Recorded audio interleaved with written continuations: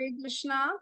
ओम नमो भगवते वासुदेवाय। ओम नमो भगवते वासुदेवाय। ओम नमो भगवते वासुदेवाय। हम लोग शिला प्रभुपाद जी की book science of self realization पढ़ रहे थे। और लास्ट क्लास में हमने बात की थी कि एक गृह मेधी और एक गृहस्थ जीवन में क्या डिफरेंस होता है। गृह मेधी भी घर परिवार में रहता है और गृहस्थ भी, बट डिफरेंस होता है कॉन्शियसनेस का। गृह मेधी हर कुछ अपनी इंद्रिय तृप्ति के लिए करता है, और गृहस्थ आश्रम सब कुछ स्वीकार किया जाता है, तो वो भगवान का समझते हुए सब भगवान की सेवा में लगाया जाता है। भगवान को सेंटर में करके एक्सेप्ट किया जाता है। जो भगवान की भक्ति के अनुकूल है उसे एक्सेप्ट किया जाता है, जो प्रतिकूल है उसको रिजेक्ट कर दिया जाता है। ये सब हमने बातें की थी। तो हम गृहस्थ आश्रम स्वीकार कर रहे हैं, तो हमें गृह मेधी नहीं बनना है, हमें गृहस्थ जीवन स्वीकार करना है, क्योंकि उसमें हम भक्ति करते रहेंगे साथ। ठीक है, अब आगे और बात किया जा रहा है। प्रत्येक व्यक्ति, यहाँ से स्टार्ट करते हैं। ठीक है, इसको पढ़िए। प्रांशी पढ़ो। हरे कृष्णा। प्रत्येक व्यक्ति इन्हीं प्रश्नों के द्वारा किंकित व्यू मूड है कि कैसे धन कमाया, आहार, निद्रा, भय और मैथुन इत्यादि में विकसित प्रतीत एक मिनट। प्रतीत होने वाला यही तो है। नहीं नहीं, कुछ मिक्स कर दिया है इसमें, रुको। बुक में ये काट कट गया है इसमें। ये क्या आ गया?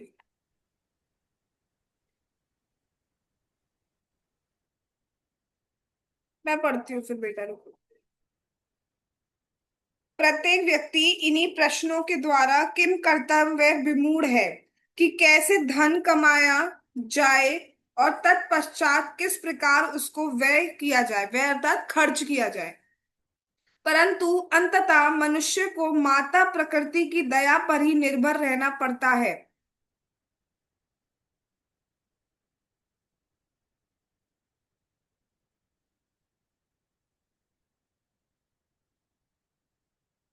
हाँ, अब पढ़ो दोबारा।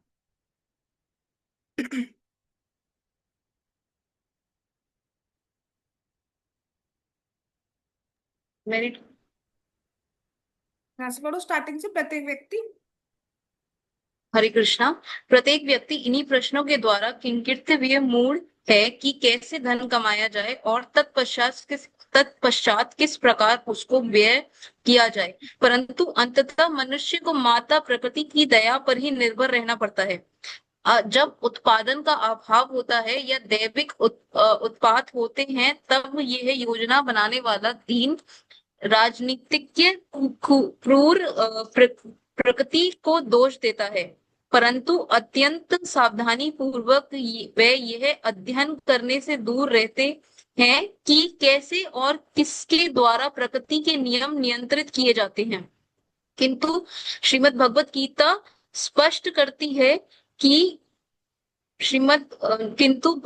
भगवत गीता स्पष्ट करती है कि प्रत्येक प्रकृति के नियम परम सत्य पूर्ण पुरुषोत्तम भगवान के नियंत्रण में कार्यशील है। एकमात्र भगवान ही प्रकृति और प्राकृतिक नियमों के नियंत्रक हैं। महत्वाकांक्षी भौतिकवादी कभी कभी प्रकृति के नियम के एक अंश का परीक्षण करते हैं, परंतु वे इस पर ध्यान कभी नहीं देते कि इन नियमों को बनाने वाला कौन है। उनमें से अधिकांश व्यक्ति परम पुरुष अर्थात भगवान के अस्तित्व में भी विश्वास नहीं रखते, जो प्रकृति के नियमों का नियंत्रण कर रहे हैं। ये भौतिकवादी अपने को केवल उन सिद्धांतों से संबंध मानते हैं जिनके आधार पर विभिन्न तत्व प्रतिक्रिया कर रहे हैं, परंतु वे उस परम निर्देशन से कोई सरोकार नहीं रखते जिसके कारण ये प्रतिक्रियाएं संभव हो पाती हैं। इस संबंध में ना तो उनके पास कोई युक्ति संगत प्रश्न है और ना ही कोई उत्तर। किंतु द्वितीय वेदांत सूत्र ब्रह्म ब्रह्म से ब्रह्म ग्रह से संबंधित इस परम आवश्यक प्रश्न को स्वीकार करते हुए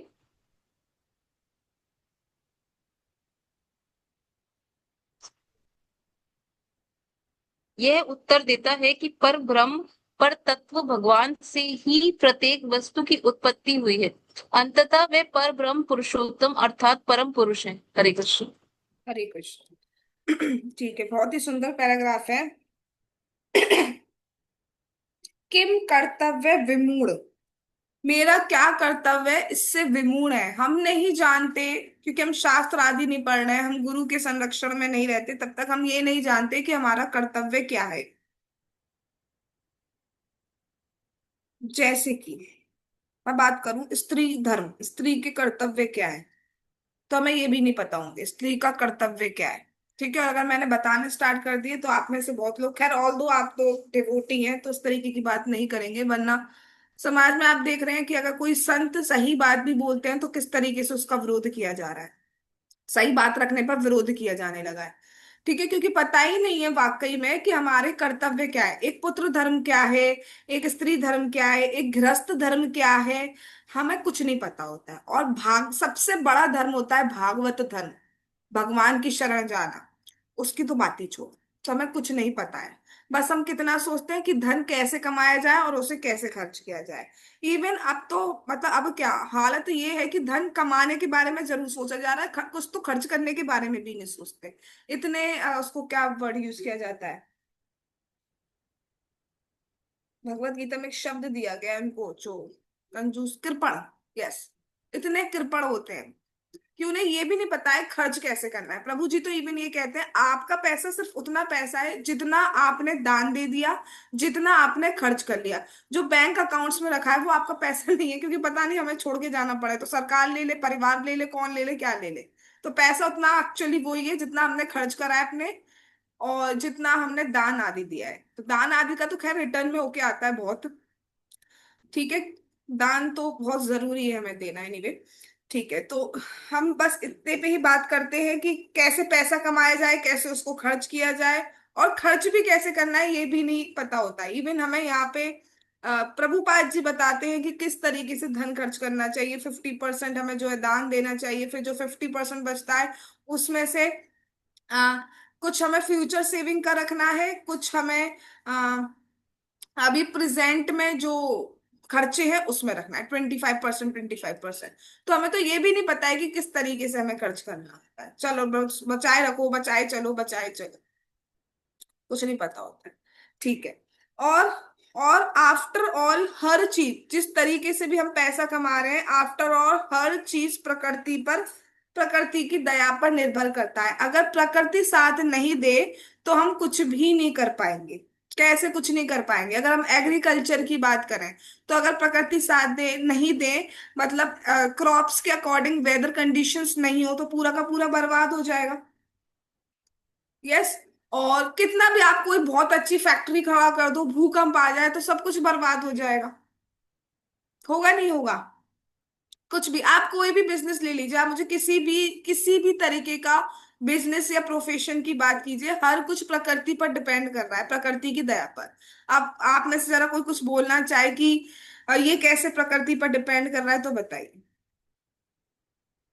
कोई भी चीज ऐसी नहीं है जो प्रकृति पर डिपेंड नहीं कर रही है। और कुछ भी अगर आपके मन में आ रहा है तो आप खुद ही सोच लीजिए, अगर वो जहां पर भी है वहां पर अगर भूकंप आ जाए, बाढ़ आ जाए, तो क्या कर लेगा, कोई बीमारी आ जाए। अभी लॉकडाउन में किसने क्या कर लिया, तो और फिर हम दोष देते हैं प्रकृति को, कितनी बाढ़ आ रही है, कितना कितना विधाता कितना क्रूर है, इस तरीके का कोविड आ रहा है, लोग यूं ही मर रहे हैं, दया नहीं आ रही, भगवान है तो सामने आए, इस तरीके की बात करते हैं।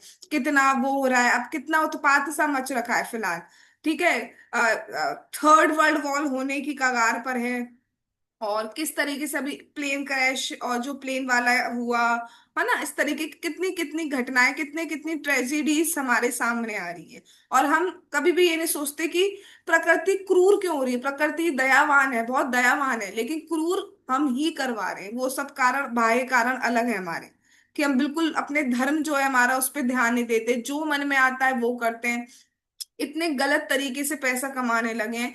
मतलब दवाई दे रहे हो भैया, दवाई इंसान कोई क्यों खा रहा है? अभी भी मम्मी मुझे कुछ बता रही थी तो उसलिए मेरे पास ये एग्जाम्पल आया कि दवाई दे रहे हो तो भैया दवाई कोई क्यों लेगा? कोई इंसान ऑलरेडी बीमार है इसलिए उसको दवाई परचेज करनी, कंज्यूम करनी कि सो दैट वो ठीक हो जाए, उसमें भी आप मिलावट कर दे रहे हो। तो ये किस तरीके का न्याय है? फिर आप कहते हो कि ये कष्ट आ रहा है, वो कष्ट आ रहा है, वो कष्ट आ रहा है, ये कष्ट आ रहा है। तो क्रूर के तो होने को मजबूर हम कर ही रहे हैं ना। कितने तरीके के पाप होने लगे हैं। मतलब आज भी कुछ डिस्कशन हो रहा था कॉलेज में। तो मतलब अगर आप न्यूज, ऑल दो हम लोग डिवोटीज न्यूज़पेपर उठा के नहीं देखते हैं, बट जो देखते हैं वो बता रहे हैं कि न्यूज़पेपर उठा के देखो तो उसमें स्टार्टिंग टू लास्ट सिर्फ खराब ही न्यूज आपको मिलेगी। और एक ना एक न्यूज आपको एक्सीडेंट की, ये सारी जरूर मिल जाएंगी। मतलब लोगों में इतना जो है पेशेंस कम हो गया है, क्रोध इतना ज्यादा हो गया है कि दो गाड़ियों में टक्कर हो रही है। ऑल दो न्यूज मुझे नहीं बतानी चाहिए, मैं सिर्फ एक क्रूर इसके बिहाफ पर बात कर रही हूँ। तो टक्कर हो रही है, सामने वाला इंसान गिर जा रहा है, दूसरा इंसान को इतना भी वेट नहीं है कि उसके ऊपर चला के ही निकल जा रहा है। फिर हम कहते हैं कि इस तरीके की कोविड जैसी बीमारियां आ रही हैं, या प्लेन हमारे ऊपर गिर जा रहा है, तो हम कर क्या रहे हैं? हम किसी के ऊपर इस तरीके से चले जा रहे हैं, ऐसे गाड़ी, मतलब वो गिरा हुआ है, वो बेचारा इंसान उठ भी नहीं पाया, आपको इतनी जल्दी है कि आप उसके ऊपर ही चल दिए, उसके मर गया वो इंसान। और फिर आप कह रहे हैं हमारे ऊपर प्लेन गिर रहा है, या इस तरीके की बीमारियां हो रही हैं कि छोटा बच्चा कोविड से मर जा रहा है या बड़ा मर जा रहा है किसी भी तरीके का। तो हम नहीं देखते कि हम कर क्या रहे हैं। वो तो प्रकृति के कारण हमारे पास छत है। इतनी वेदर कंडीशन अभी खराब नहीं है कि हम मरे जा रहे हो गर्मी में, बिल्कुल शरीर छोड़ दे रहे हो, या ठंड इतनी अभी कराटे की, मतलब इतनी भी वैसी नहीं पड़ रही कि हम शरीर छोड़ रहे हैं। हमारे पास है अभी अरेंजमेंट्स, लेकिन हम कभी भी इस पे ध्यान नहीं देते। और ये जो प्रकृति है, सबसे बड़ी बात ये किसके कंट्रोल में है? ये है परम सत्य पूर्ण पुरुषोत्तम भगवान कृष्ण के कंट्रोल। हम प्रकृति द्वारा मारे जा रहे हैं, माया द्वारा मारे जा रहे हैं, और वो माया, वो प्रकृति किसके कंट्रोल में? भगवान के। क्योंकि भगवान ने स्वयं भगवत गीता में कहा है, मया अध्यक्षेण प्रकृति सूयते सा चराचरम। ये जो प्रकृति है ये मेरे कंट्रोल में है। तो जब तक हम भगवान की पूजा नहीं करेंगे, जब तक हम भगवान की भक्ति नहीं करेंगे, कहाँ से सब कुछ हो जाएगा? हमें पता ही नहीं है हमें करना है। एक गृहस्थ, हम पूरी तरह गृहस्थ आश्रम में भी नहीं जी पा रहे हैं। जो कह रहे हैं ना हम गृहस्थ में हैं, गृहस्थी में हैं, गृहस्थी में हैं। गृहस्थ आश्रम के पन्नों को खोले तो आपको पता चलेगा कि डेली खाना खाने के पूर्व आपको घर के बाहर जाके 3 बार बोलना पड़ता है, कोई भूखा है, कोई भूखा है, कोई भूखा है। और कोई अगर आ जाए तो पहले उसको खाना देना होगा। तो ऐसे बहुत तरीके के नियम हैं जो हमें फॉलो करने चाहिए। तो पक्के तो कलयुग में ना तो पक्का कोई गृहस्थ है, ना पक्का कोई सन्यासी है, ना कोई ब्रह्मचारी है, ना कोई वानप्रस्थ में रह पा रहा है। वानप्रस्थ के अकॉर्डिंग तो बिल्कुल कंदमूल फल खा के रहना चाहिए। इस तरीके के वानप्रस्थ नहीं रह पा रहे। फिर भी हमसे कहा गया है, आज भी मैं लेक्चर में सुन रही थी कि अगर हम शास्त्र पढ़े तो बहुत विधि विधान है, और उनके अकॉर्डिंग जो हम हैं वो कुछ भी पालन नहीं कर पा रहे हैं। तो उसके अकॉर्डिंग तो हमारी धाम की जो टिकट है वो किसी हाल में हमें नहीं मिलनी है। हम किसी भी हाल में गोलोक बैकुंठ इत्यादि नहीं पहुंचने हैं। लेकिन ये संत की, ये शिला प्रभुपाद जी की, ये गुरु महाराज की मर्सी है, कृपा है कि उन्होंने बोला है 16 माला का जप और स्ट्रिक्टली फॉलो 4 रेगुलेटिव प्रिंसिपल। तो हम निश्चित रूप से पहुंच सकते हैं, ये टिकट हमें दे दिया गया है। और अगर हम इसको भी नहीं कर पा रहे हैं तो फिर हम क्या एक्सपेक्ट करते हैं? ठीक है। अगर हम बात करें साइंटिस्ट इत्यादि की, तो वो प्रकृति के एक पार्ट पर तो फोकस कर रहे हैं। क्या फोकस कर रहे हैं? कि सन से अर्थ का डिस्टेंस क्या है, अर्थ जो है कितनी स्पीड से रोटेट कर रही है, ये एक अंश की तो बात करते हैं, बट ये सब करा कौन रहा है ये इस बात पे फोकस नहीं किया जाता है। क्या कोई भी चीज अपने आप घूम सकती है जब तक कोई घुमाने वाला नहीं हो?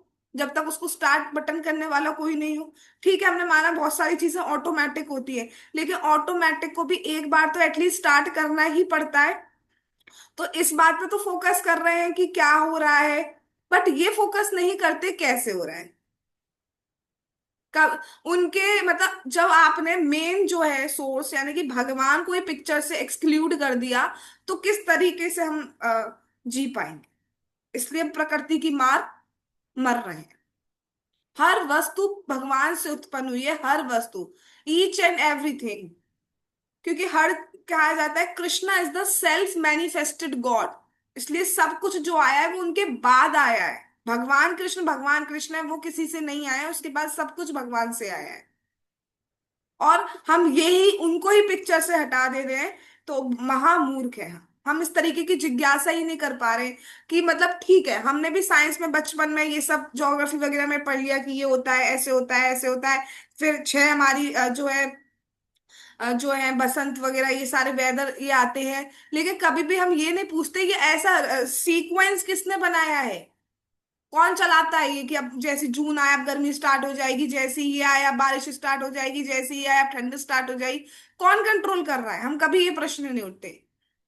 तो साइंटिस्ट भी ये बता देंगे ये होता है, ये होता है, लेकिन करा कौन रहा है, इस तरीके की बात नहीं की जाती। इस तरीके की बात सिर्फ शास्त्र के माध्यम से हमें पता चलती है कि भगवान कौन है और हर चीज के सोर्स कौन है, स्वयं भगवान। ठीक है, इतनी बात समझ में आ गई। ठीक है, आगे चलते हैं। पढ़ो गरिमा।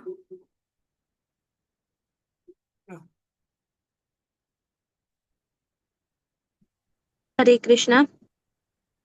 मूर्ख ग्रह मेदी को न केवल प्राप्त हुए विषय देह विशेष देह के अस्थाई स्वभाव का कोई ज्ञान नहीं होता,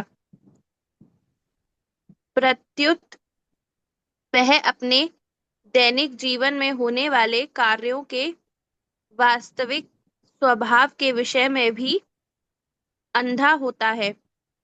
उसे अपने पिता माँ संबंधी अथवा पड़ोसी की मृत्यु होती हुई भले ही दिखाई पड़े, परंतु फिर भी वह इस विषय में कोई प्रसंगोचित जिज्ञासाएं नहीं करता कि उसके अपने परिवार में विद्यमान अन्य सदस्यों की मृत्यु होगी अथवा नहीं। कभी कभी तो वह सोचता और जानता भी है कि उसके परिवार के सभी सदस्यों की किसी न किसी दिन मृत्यु होगी और उसकी भी मृत्यु हो जाएगी। वह भले ही यह जानता हो कि सारा पारिवारिक दृश्य, या ऐसा कहें कि संप्रदाय, समाज और राष्ट्र का यह दृश्य और अनेक सभी वस्तुएं में एक अस्थाई बुलबुल के बुलबुले सॉरी बुलबुले के समान है, और इनका कोई अस्थाई मूल नहीं है। इतना सब कुछ जानने पर भी वह इन अस्थाई व्यवस्थाओं के पीछे पागल है, और वह किसी प्रसंगोचित जिज्ञासा की परवाह नहीं करता। उसे तनिक भी ज्ञान नहीं है कि मृत्यु के पश्चात उसे कहाँ जाना पड़ेगा। वह अपने परिवार, समाज या राष्ट्र की अस्थाई व्यवस्था के लिए अत्यंत कठोर परिश्रम करता है, परंतु वे कदापि ना अपने और ना ही दूसरों के भविष्य की कोई व्यवस्था करता है जो अपने जीवन की वर्तमान स्थिति से दूर चले जाएंगे। हरे कृष्णा। ठीक है, हरे कृष्णा। यहाँ पर क्या बताया जा रहा है कि हम सभी मूर्ख ग्रह मेदी को मूर्ख कहा जा रहा है, क्योंकि उसके जीवन में भक्ति नहीं होती है, और जो भक्ति नहीं कर रहे हैं वो मूर्ख ही है एक तरीके से। क्यों मूर्ख है? उनको दिख रहा है कि समाज में मृत्यु हो रही है, आसपास पड़ोस में परिवार में सब जगह मृत्यु हो रही है, लेकिन वो कभी भी ये नहीं समझ पाता है कि उसकी भी मृत्यु होनी है।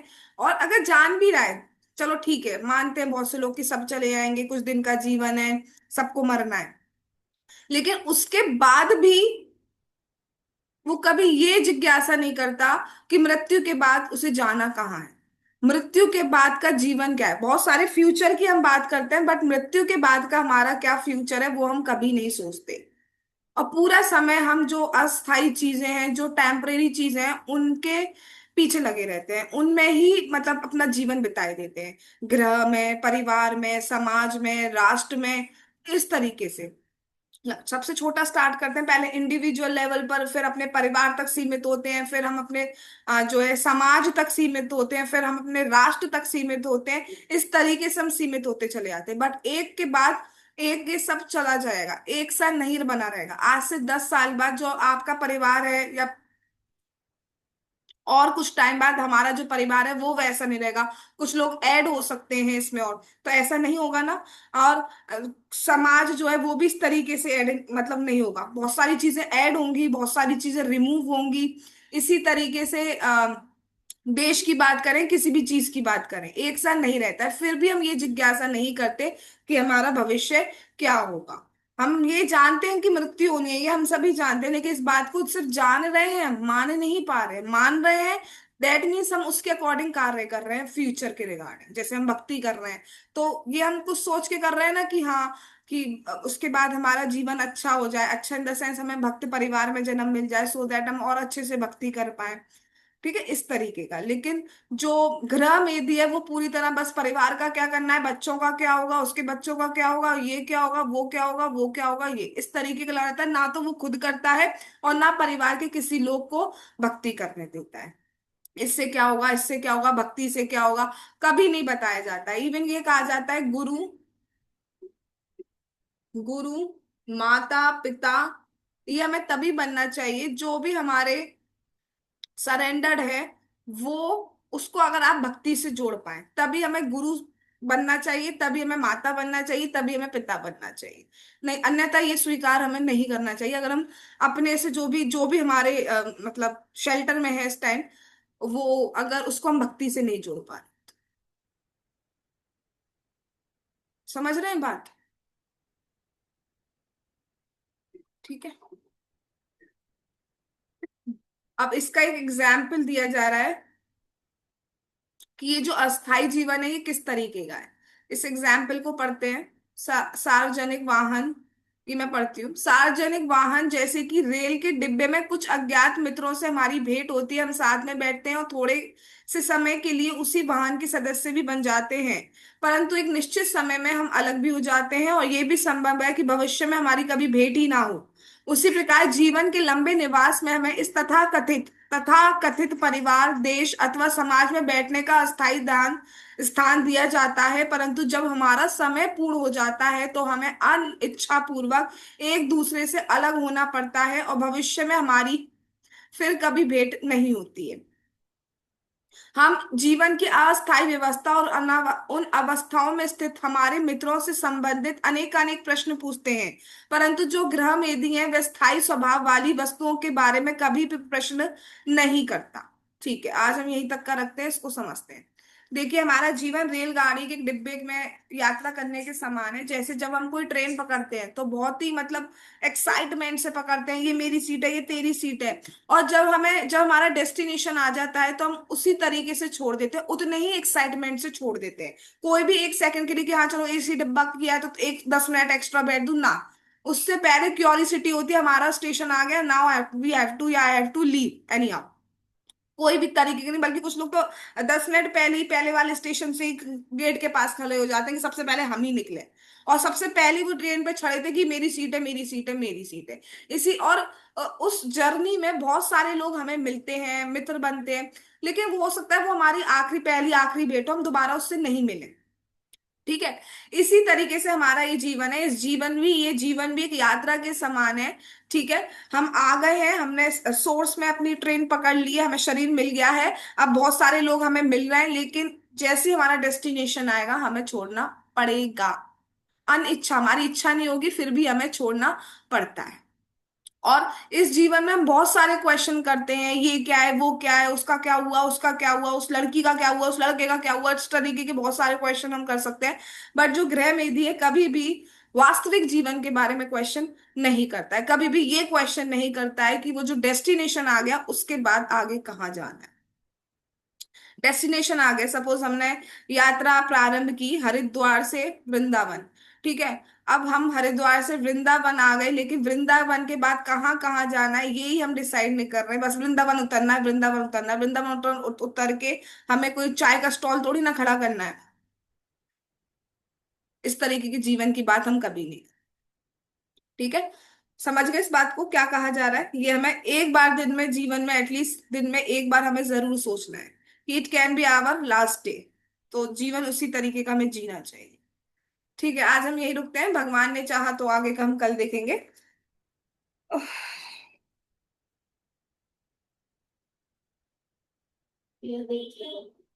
जगत गुरु शीला प्रभुपाद की जय। Science of self realization book की जय। श्री श्री गौर निताई की जय। श्री श्री कृष्ण बलराम की जय। श्री श्री ललिता विशाखा राधे श्याम की जय। श्री वृंदावन धाम की जय। हरे कृष्ण महामंत्र की जय। श्री जगन्नाथ श्री बलदेव श्री सुभद्रा महारानी की जय। निताई गौर प्रेमानंदे हरि हरि बोल। हरे कृष्णा कृष्णा कृष्णा हरे हरे, हरे राम राम राम हरे हरे। वंशा कल्पतरुभ्यश्च कृपा सिंधु भयेव पतितानां पावनेभ्यो वैष्णवेभ्यो नमो नमः। All glories to assembled devotees. Hare Krishna, thanks for coming.